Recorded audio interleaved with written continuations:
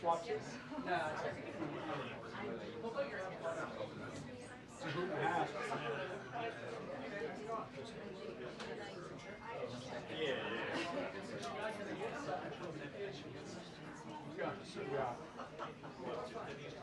Hi, how are you?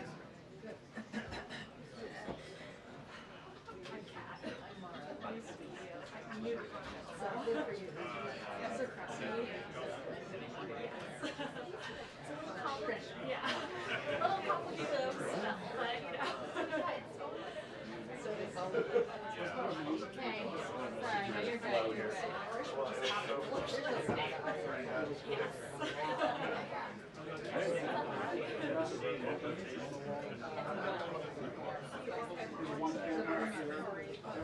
No, I actually was covering tech policy for the which is relevant to the White House.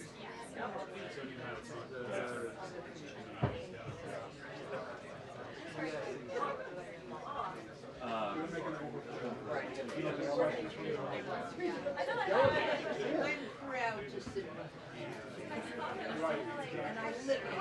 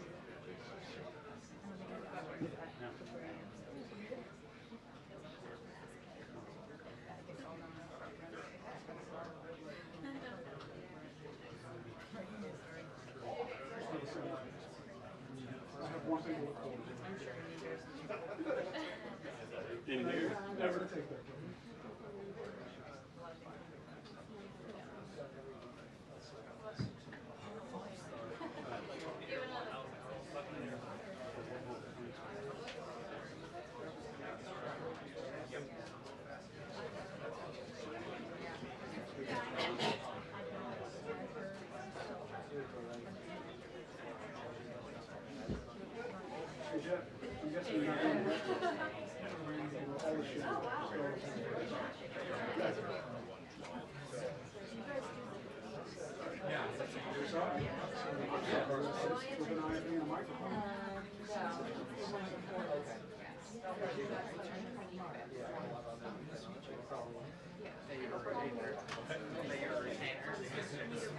afternoon, guys. There have been a couple developments just in the last few minutes here. While the judge did extend the deadline for the government to submit information on the specific movements of these planes, it put a bit of protest saying this isn't a fishing expedition, but an effort to determine if the government deliberately flouted the court's orders, and if so, what the punishment should be.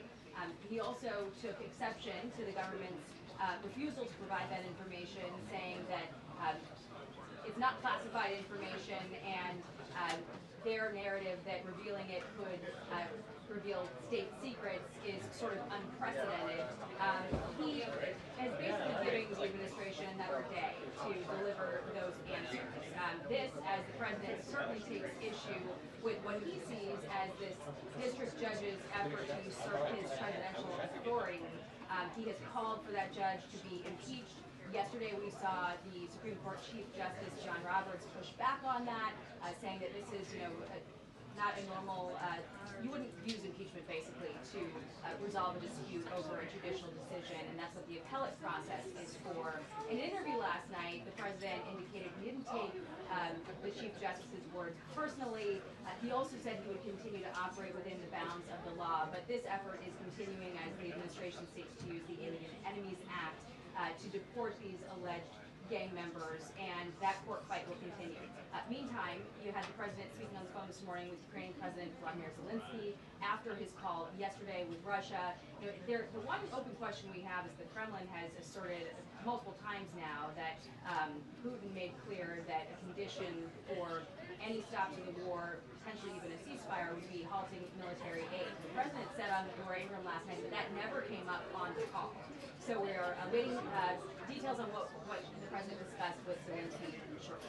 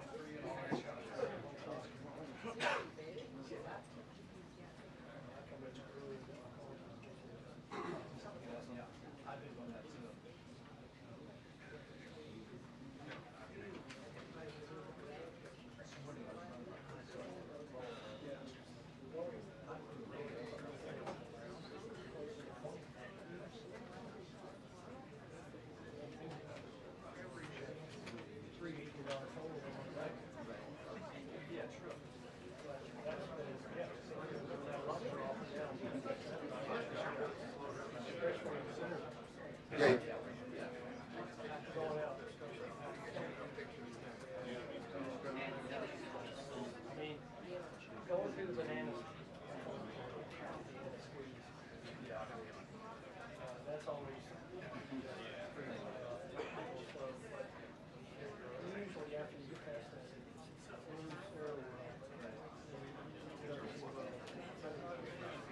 yeah, stop.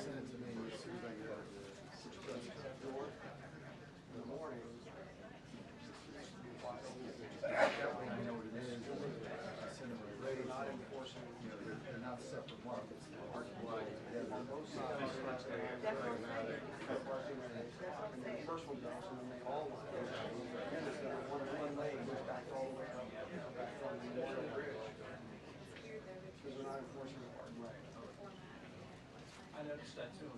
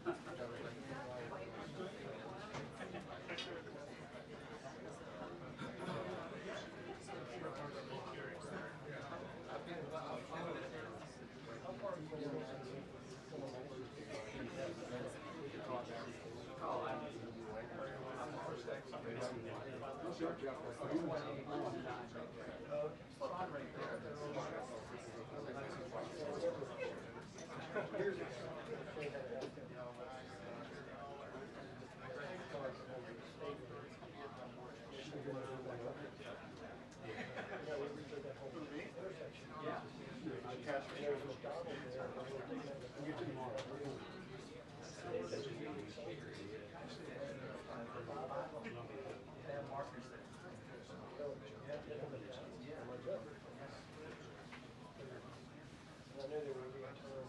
Back to where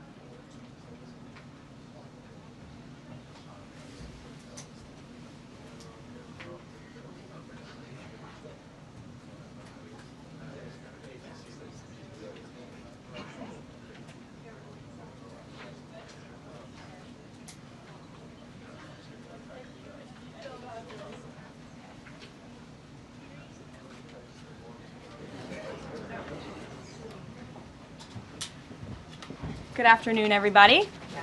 How are we? It's a newsy day indeed. And last night we saw the very best of America. After spending nearly 300 days aboard the International Space Station, Butch Wilmore and Suni Williams are back on Earth. These two incredible astronauts were only supposed to be up there for 8 days, but because of the Biden administration's lack of urgency, they ended up spending 9 months in space. Joe Biden's lack of courage to act boldly and decisively was a big reason why Butch and Suni did not make it back until yesterday. But President Trump doesn't waste time. Immediately after taking office, President Trump directed Elon Musk and SpaceX to rescue these brave astronauts alongside NASA. The president also called the acting administrator of NASA and told her to bring the astronauts home as soon as possible. As acting administrator Janet Petro said herself yesterday, per President Trump's direction, NASA and SpaceX worked diligently to pull the schedule a month earlier. The president looks forward to welcoming Butch and Suni to the Oval Office when they are recovered. This historic mission brings new meaning to President Trump's promise to always look out for the forgotten man and woman. On another important matter, yesterday, President Trump and President Putin spoke about the need for peace and a ceasefire in the Ukraine war.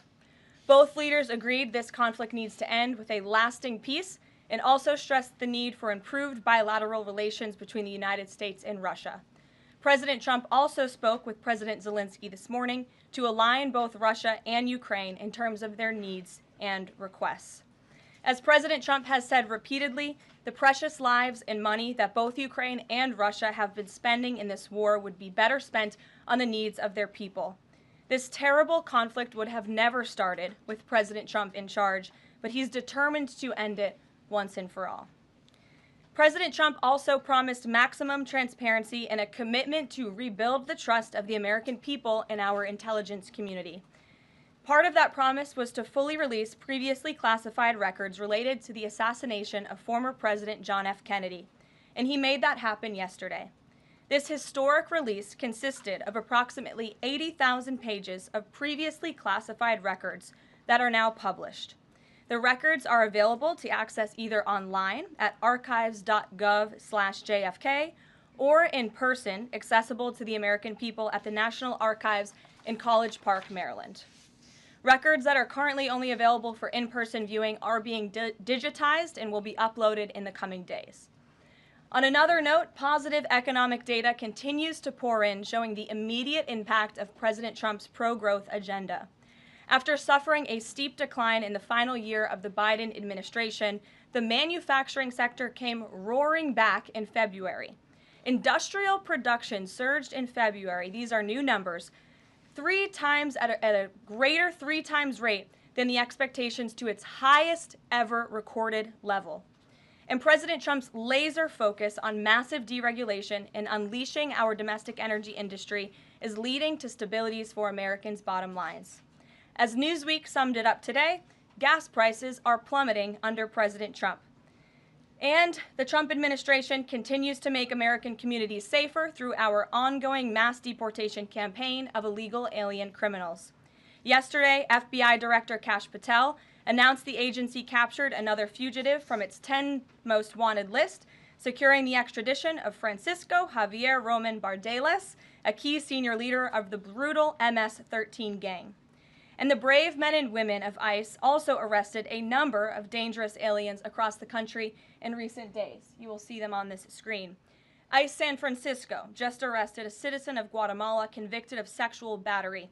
ICE New Orleans arrested a citizen of Ecuador convicted of rape in Suffolk County, New York. ICE Atlanta arrested a citizen of Mexico convicted of assault by strangulation. ICE Dallas arrested a citizen of Mexico convicted of assault with a firearm and rape with a foreign object. And ICE Houston arrested a citizen of Guatemala convicted of indecent sexual contact with a child in Texas. These are heinous criminal alien monsters who the previous administration allowed to flood into our country. And every time President Trump and this team deport one of them, our country becomes safer. Finally, before I open it up to questions, I want to tout how successful our efforts have been in filling out President Trump's administration. There have been a record number of 281 Senate confirmed nominations already, with another 280 in process. Here at the White House, OPM and GSA, we have filled 100% of the total number of slots. And this is a record number of placements in the first 58 days of any administration, and a testament to the caliber and the sheer quantity of talented people who want to work for President Trump to make America great again. Here in our new media seat today, we have Katie Pavlich. Katie is the editor of townhall.com, which is a subsidiary of Town Hall Media. It's a leading conservative news and opinion outlet based right here in Washington, D.C., with writers and journalists reporting around the country. Last year, Town Hall Media had 60 million unique users and 1.4 billion page views, with a broad reach on a number of social media platforms. With that, Katie, please kick us off. Thank you, Caroline. Really appreciate it. Sure. Thank you. So given the back and forth with this U.S. District Judge and the administration's use of the Alien Enemies Act, does the President plan to send new and additional flights of Venezuelan gang members, now designated as foreign terrorists, from the U.S. to El Salvador or elsewhere?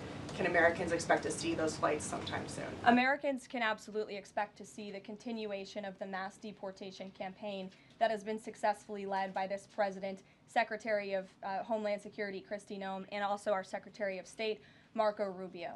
Since you brought up the judges, I would like to point out that the judges in this country are acting erroneously. We have judges who are acting as partisan activists from the bench. They are trying to dictate policy from the President of the United States. They are trying to clearly slow walk this administration's agenda, and it's unacceptable. As the President said last night, we will continue to comply with these court orders. We will continue to fight these battles in courts, but it's incredibly apparent that there is a concerted effort by the far left to judge shop, to pick judges who are clearly acting as partisan activists from the bench in an attempt to derail this president's agenda. We will not allow that to happen. And not only are they usurping the will of the president and the chief executive of our country, but they are undermining the will of the American public, tens of millions of Americans who duly elected this president to implement the policies that are coming out of this White House. And then one more question. Senate Minority Leader Chuck Schumer said yesterday that he was united with Democrats in working against Americans who, quote, their attitude is, I made my money all by myself, how dare your government take my money from me? Or, I built my company with my bare hands, how dare your government tell me how to treat my customers? What is the president's response to this, given his upcoming tax agenda and need to work on Capitol Hill? Well, we certainly hope that Democrats all of a sudden are for more money in the pockets of the American public. The president has made it incredibly clear that he is committed to tax cuts. He is committed to passing a big reconciliation package later this year, ending no taxes on tips, taxes on overtime, no taxes on Social Security for our hardworking seniors. And we encourage everybody on Capitol Hill to support that when it comes to the finish line, especially Democrats who clearly need a boost from the American public right now. Their approvals are at an all-time record low. Thanks for being with us, Katie. Garrett. I have one other question, but I want to follow up on Katie's question, actually. You said the mass deportation campaign would continue, but she asked about the flights specifically. Will those flights to El Salvador continue while this case is being appealed? We don't have any flights planned specifically, but we will continue with the mass deportations.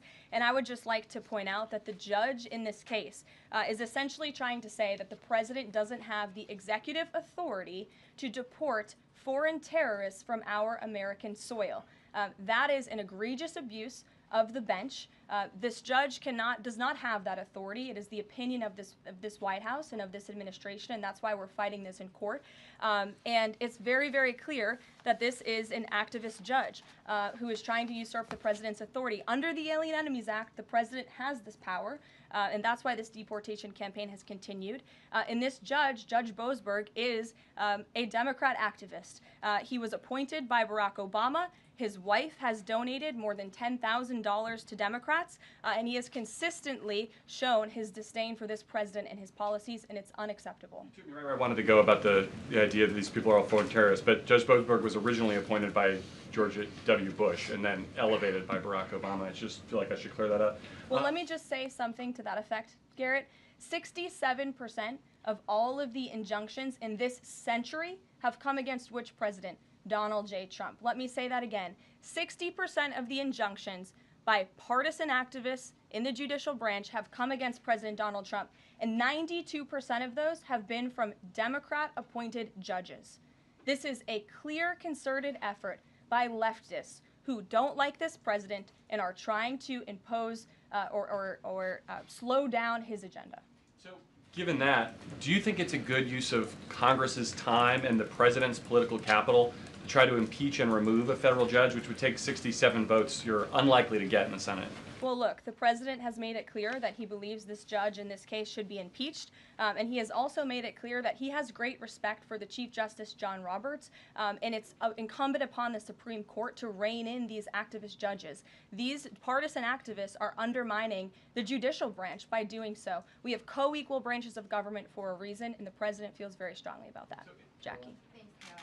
What options does the president have to, he says he's going to follow court orders. He wouldn't defy a court order, but he's raised these concerns about these judges acting in such a partisan way.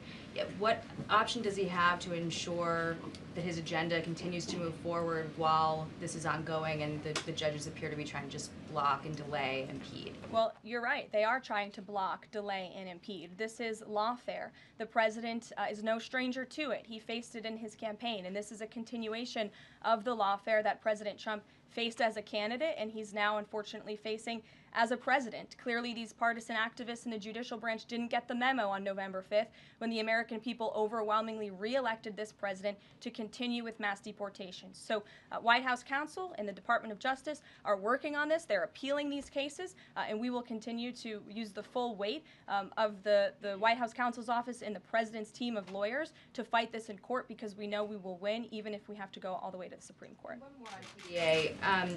Andy McCarthy said in an interview with Hugh Hewitt, he certainly agrees with what the president is trying to do with the Alien Enemies Act, but he's not sure that the law is completely on his side. He cites some previous Supreme Court rulings dealing with enemy combatants in wartime, says that even they have a challenge or a right to challenge their detention in court.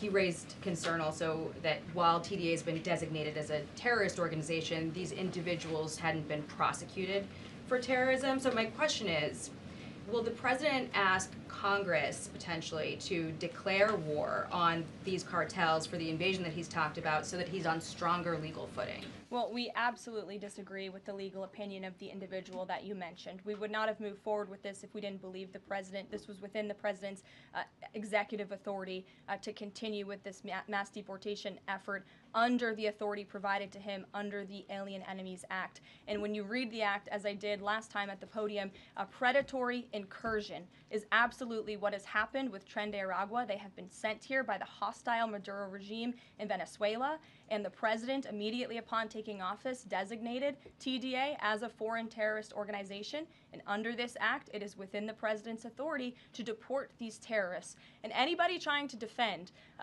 these terrorists who have now been sent off of American soil should talk to the families of the individuals who these heinous monsters have killed and have raped. If you talk to those families, they are so heartened by the president's decision to take tough action and to use his executive authority, something that no other president has been willing to do, because President Trump does what he says he's going to do, and he is deporting these foreign terrorists from American soil to secure our homeland, and he's within his rights to do that. Jennifer. Very quickly on Tesla, there's a website that's trying to dox Tesla owners across the country and saying they're only going to take down personal information when people show that they've sold their cars. What's the administration going to do about that? I haven't seen that website, but we certainly think it's despicable, the violence that has taken place against Tesla, the company, its employees, and also just Americans who have chosen to drive an electric vehicle. Many of them are Democrats, by the way.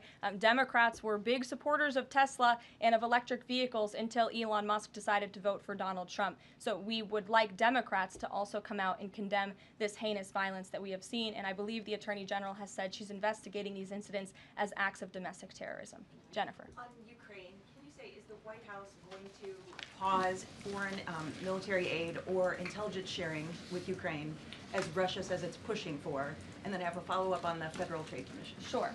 When it comes to Ukraine, I do have a statement for you from the National Security Advisor and also the Secretary of State. First, I'd like to reiterate what the President said earlier following his call with President Zelensky this morning. He said he just completed a very good telephone call with President Zelensky. It lasted approximately 1 hour. Much of the discussion was based on the call made yesterday with President Putin in order to align both Russia and Ukraine in terms of their requests and needs. We are very much on track, and I will ask Secretary of State Marco Rubio and Mike Waltz to give an accurate description of the points discussed. That statement will be put out shortly. Well, I have that statement for you right here. Bear with me as I read it. Today, President Trump and Ukraine's President Volodymyr Zelensky had a fantastic phone conversation. President Zelensky thanked President Trump for a productive start for the work of the Ukrainian and American teams in Jeddah on March 11th. The meeting of the senior officials from both nations significantly helped in moving toward ending the war. President Zelensky thanked President Trump for the support of the United States, especially the Javelin missiles that President Trump was first to provide in his efforts towards peace. The leaders agreed Ukraine and America will continue working together to bring about a real end to the war, and that lasting peace under President Trump's leadership can be achieved. President Trump fully briefed President Zelensky on his conversation with Putin and the key issues discussed. They reviewed the situation in Kursk and agreed to share information closely between their defense staffs as the battlefield situation evolved. President Zelensky asked for additional air defense systems to protect his civilians, particularly Patriot missile systems, and President Trump agreed to work with him to find what was available, particularly in Europe. The two leaders also agreed on a partial ceasefire against energy. Technical teams will meet in Saudi Arabia in the coming days to discuss broadening the ceasefire to the Black Sea on the way to a full ceasefire. They agreed this could be the first step toward the full end of the war and ensuring security. President Zelensky was grateful for the president's leadership in this effort and reiterated his willingness to adopt a full ceasefire. President Trump also discussed Ukraine's electrical supply and nuclear power plants. He said that the United States could be very helpful in running those plants with its electricity and utility expertise. American ownership of those plants would be the best protection for that infrastructure and support for Ukrainian energy infrastructure. President Zelensky also thanked President Trump for continuing to push humanitarian concerns, including the exchange of prisoners of war. He noted they had just had a successful exchange and thanked the president for his leadership on that. President Trump also asked President Zelensky about the children who had gone missing from Ukraine during the war, including the ones that had been abducted, and President Trump promised to work closely with both parties to help make sure those children were returned home. They agreed all parties must continue the effort to make a ceasefire work. The presidents noted the positive work of their advisors and representatives, especially Secretary Rubio, National Security Advisor Mike Waltz, Special Envoy Kellogg, and others. The presidents instructed their teams to move ahead with the technical issues related to implementing and broadening the partial ceasefire. The presidents instructed their advisors and representatives to carry out this work as quickly as possible. The presidents emphasized that in further meetings, the teams can agree on all necessary aspects of advancing toward lasting peace and security. That is a lengthy statement that was just given to me, so thanks for bearing with me. Our office will, of course, provide this after. And as you know, as I just pointed out in the statement, the president's team of negotiators and national security experts will be heading to Saudi again later this week to continue working on and ironing out the details. But I would just like to emphasize we have never been this close to peace, and it's only because of President Trump that we are here. I think a couple of years ago, as you all reported on the war, it was incomprehensible to have a partial ceasefire in this conflict. And today, that is true because of the leadership of this president. So they agreed to closely share information between their defense staffs. Does that mean all intelligence sharing will continue? So the White House is rejecting Russia's request to pause. Intelligence sharing in terms of defense for Ukraine will continue to be shared. Mary. Thanks, Caroline. I have two questions. One on the United States Institute of Peace and then on the Supreme Court, if that's okay. Sure. So on the United States Institute of Peace, this is a little bit wild. I understand the old president refused to leave after he was removed from his position. He barricaded himself in his offices, had to be escorted out by police, left the building without Wi-Fi, telephones, elevators, and more, and is now telling media that Doge broke in and illegally removed him. So can you comment on this sequence of events and specify, did Doge illegally enter? I'm really glad you brought this up, Mary. We were made aware of this story by individuals at Doge, at Elon Musk's team, and also at the State Department who were unable to access this building. And it became very clear that there was a concerted effort amongst the rogue bureaucrats at the United States Institute of Peace to actually physically barricade themselves essentially inside of the building to prevent political appointees of this administration who work at the direction of the President of the United States to get into the building. There was a piece in the Daily Caller, thank you for sharing the truth on this, about what happened. Staff contacted the MPD in an attempt to prevent DOJ personnel from entering. They barricaded the doors.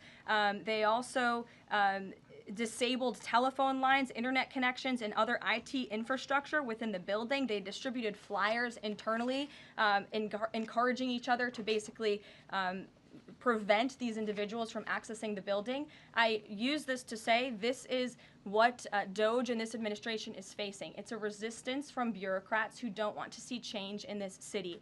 President Trump was elected on an overwhelming mandate to seek change and implement change, and this is unacceptable behavior. Thank you. And just really quick on the Supreme Court. I know it's been almost 3 years now since the leak of the draft Dobbs opinion to Politico, actually. A leak which sparked protesting outside the homes of the justices and even brought on one attempted assassination attempt. I know Justice Alito said that it made the justices targets for assassination, but yet the Supreme Court has not tracked down any leaker.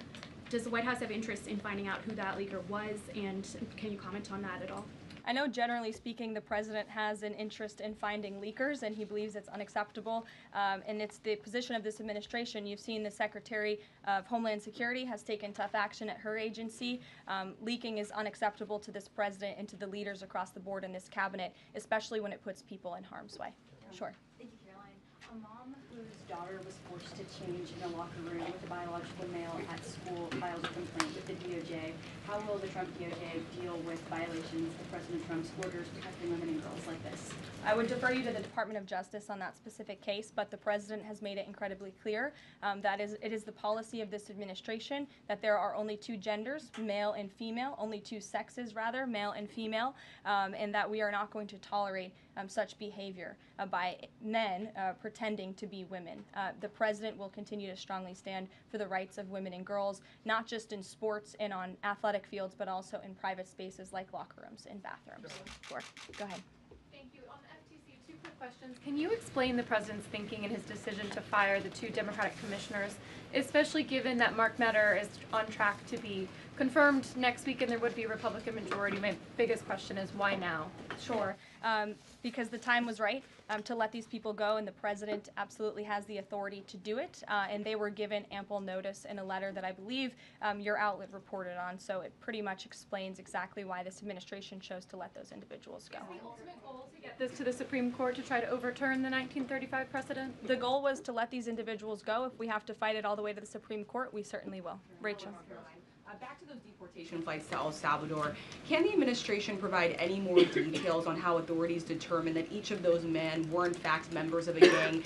And if the White House can publish images, photos, videos of those men, why can't the administration just release basic information like their identities and names? We are not going to reveal operational details about a counterterrorism operation, but what I can assure you, as I said on Monday, we have the highest degree of confidence in our ICE agents and our Customs and Border Patrol agents who have committed their lives to targeting illegal criminals in our country, particularly foreign terrorists, and they had great evidence and indication. They have the highest degree of professionalism, and they were 100% confident in the individuals that were sent home on these flights and in the president's executive authority to do that. Follow up, I know in the last briefing you cited privacy concerns as a reason why the administration may not be able to reveal the identities. What exactly are the privacy rights of immigrants who were deported that the administration says were dangerous enough to be sent to El Salvador and sit in a prison? Again, as I just said, we're not going to reveal the operational details of a counterterrorism operation for quite obvious reasons. We're trying to combat terrorism here in the United States of America. Jeff. I could ask something else about the phone call yesterday. There was a couple different readouts from the Kremlin and the U.S. on a couple different points. One was energy and infrastructure. The U.S. statement said energy and infrastructure. The Kremlin said energy infrastructure. What is your understanding of what the actual substance of that disagreement was? Then I have one other question on that. I would defer you to the readout that was provided by the White House. That's our understanding, and that's the truth. And if I could ask a question about the judge as well.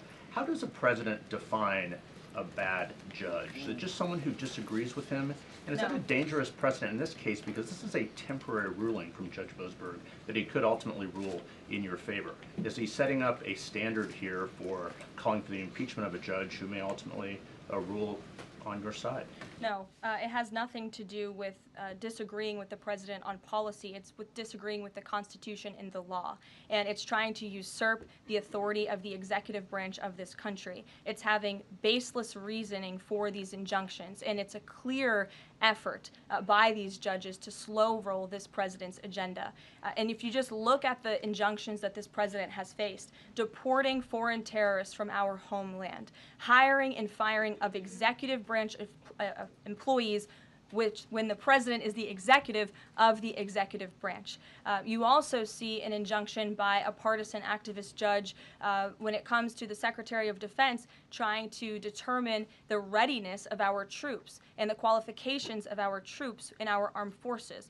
Does a single district court judge really have more authority over the Commander-in-Chief and the Secretary of Defense to determine who should serve in our United States Armed Forces? Absolutely not. Anyone who has taken a basic civics lesson can understand that, and it's ridiculous lawfare that we are witnessing. And it's. I'm sorry. The president said he respects the Chief Justice here. Does he respect him specifically on this case and this opinion, or respects him overall? And has he spoken to any other Supreme Court justices? The president respects Chief Justice Roberts overall. He just expressed that to me in the Oval Office, but it's also quite clear that the Supreme Court needs to rein in these judges who are acting as partisan activists, and they are undermining the judicial branch, and it's a dereliction of duty on their behalf. Deanna, go ahead. Thank you so much, Caroline. On the call with Zelensky, did they discuss the minerals deal at all? Is that back on the table, and what do the Ukrainians have to do to get that back on the table? And then one on the Russia call as well. Again, I just provided a very lengthy readout of the call that was provided by the Secretary of State and the National Security Advisor. And now we have moved beyond the economic minerals deal. We are at a place of peace. We're at a partial ceasefire, and we're moving towards a full ceasefire and a long-standing peace in this conflict. And that's great news for the American public. The Kremlin readout mentioned that Trump and Putin spoke about potential U.S.-Russia hockey games. And the Kremlin readout also said that Russia wanted the U.S. to stop U.S. intelligence and U.S. funding to Ukraine. The president has said that that conversation did not happen. Just wondering if you can get us any more clarity on that. And also, again, if it's energy infrastructure or if it's energy and infrastructure, because I think there is a big difference between that. Again, as for the readouts of the call, I would defer you to ours. And when it comes to the topic of hockey, it did come up. However, we're more interested in securing a peace deal than scheduling hockey games right now. Sean. Hey, about the deportation flight. So was it the president himself who directed the planes to stay in the air after the judge ordered them to turn back? The president invoked the Aliens Enemies Act with a proclamation, which then directed the Department of Homeland Security and the Department of State to move forward with the plan of action. And as I said yesterday, all of the planes that were subject to the judge's written order took off before the order was submitted in court. I was asked and answered that question multiple times yesterday. Kate, go ahead. Is the president still considering pressuring Russia with sanctions or tariffs to try to get a full ceasefire? And is there any kind of deadline or timeline that the White House has in mind for when that pressure might ramp up? Again, the president had a nearly 2-hour-long call with President Putin yesterday. We provided a readout of that call, and we have his negotiating team heading to the Middle East this week to continue these discussions in regards to sanctions and any other details. I'm not going to give a readout of those from this podium. And on TikTok, is Oracle the leading contender for a deal? And would the U.S. back a deal that keeps TikTok's algorithm and the underlying technology still in Chinese hands? As President Trump does so well, we don't get ahead of ourselves when we are in the midst of the art of the deal. So when the president and this team are ready to announce a deal on TikTok, which is a high priority for the president, we will make that known. I've seen that reporting, but I'm not going to comment on it just yet. Sure, go ahead. Thank you, Press Secretary Leavitt. Some prominent Trump supporters have been making the case that Derek Chauvin deserves a pardon. They argue that he did not receive a fair trial. Joe Biden and other Democrats actually implied that he was guilty while the trial was going on. BLM rioters had these jurors under immense threat and pressure. Mainstream media, frankly, many news outlets here today are complicit here. They chose to ignore the autopsy report. They chose to ignore the full body camera footage. They decided to slander Derek Chauvin as a racist cop instead. Does the administration believe Derek Chauvin received a fair trial, and will they consider a pardon moving forward? The president has been asked and answered this question. He said it's not something he's considering at this time. Philip. Thank you. Two questions. First, just a follow-up on the readouts from those calls. When it comes to the discrepancies between the U.S. and Russian readout of that call between President Trump and Putin, is it the president's assessment that something is getting lost in translation, or does he believe that the Russians are trying to play games here? Nope. The president believes in his team that put the readout out, and he also put his own out on Truth Social. We've been incredibly transparent about all of the president's calls with foreign leaders, and again, I would defer you to the readout. And then following up Michael. on... Thank you, Caroline. White House said yesterday that gas prices across the U.S. have fallen for the fourth straight week. 34 states now seeing gas under $3 a gallon. This limited ceasefire with Ukraine regarding oil refineries, energy, will that affect gas prices here in the U.S.? Well, it's certainly the president's hope that gas prices will continue to fall, and he's working every single day to ensure that we do. As you just mentioned, there's been very encouraging data. Inflation is cooling and gas prices are falling. The president has established a National Energy Dominance Council, and it's ultimately the president's goal, and this administration is working hard on it every single day, to increase our energy production right here in the United States of America, to have it Trump energy boom like we saw in our first term, which will not only lead to lower fuel prices here at home, but also lessen the rate of inflation that was created by the previous administration. One more on Tesla, Caroline. Tim Walz, Governor Walz, saying last night he frequently checks Tesla stock boost during the day. How should Americans view politicians who take pride in the downfall of an American car company? I think that's quite sad, but I think Governor Walz unfortunately is living a sad existence after his devastating defeat on November 5th. Reagan, go ahead. Thank you, Caroline. Across the country, Tesla cars are being lit on fire, dealerships are being shot up, Molotov cocktails are being used. There was a website posted yesterday that shared the addresses of private Tesla owners and reportedly had Kash Patel's information on it. A.G. Gandhi has called this acts of domestic terrorism. Does the White House have any indication that this is some sort of coordinated movement or that it's being funded by some outside group? And do you know if the investigation by the DOJ is being investigated as incidents of organized terror? I believe the Attorney General has made her comments clear on that. She is investigating these events as acts of domestic terrorism, and we fully condemn them. And as I said earlier to Jackie's question, we think it's despicable what is happening to not just this American company, but also their innocent employees. And again, innocent Americans who drive these vehicles. And we condemn it wholeheartedly. Sure. More than 24,000 workers in 18 agencies are in the process of being reinstated.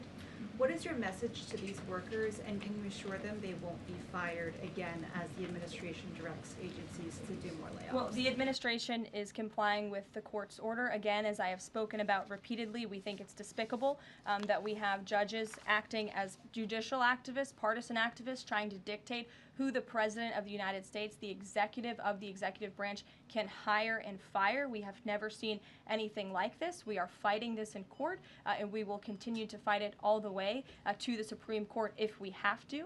And as for federal employees, it's been the very common sense position of this president and the administration that bureaucrats here in Washington, D.C. need to show up to the office just like the rest of America. Middle-class Americans, from doctors to business owners to teachers to law enforcement officers, have to show up to their offices every single day. And the president has made it a clear priority that people in this city have to do the same. And we are also continue to be committed to reducing the scale of our workforce and to reducing the size of our federal bureaucracy here in Washington, D.C. to save taxpayers' money. Annie, go ahead. Thanks so much. In the statement that you read, you referenced the president's interest in helping return Ukrainian children to their parents and to their families. There's an organization that provides intel and information about those children that their aid has been cut. It's a Yale University program that used foreign aid. And I'm curious if, as part of this new thinking with Ukraine, that aid might be unfrozen. I have no updates about that or that specific program at this time. Karen. Follow up on your answer to the question on the minerals deal. You said that the White House has moved beyond the minerals deal. What does that mean? Is that no longer on the table? Nope. It means the minerals deal was that first set of framework that you all saw in that very public meeting with President Zelensky and President Trump in the Oval Office. We are now focused on a long-term peace agreement. As you know, on that deal, or that meeting between President Zelensky and President Trump, the Ukrainian president at the time wasn't talking about a greater peace deal. We are now at that place where we are talking about that. So we've moved beyond just the economic minerals deal framework, and we're looking at a lasting ceasefire. Right now we're at a partial ceasefire, but again, the president is sending his highly skilled, intelligent, and experienced team to Saudi Arabia later this week to continue fighting for peace in this conflict. And I would just reiterate one more time, we have never been closer to peace than we are today. Thank you very much, everybody. We'll see you later. Thanks,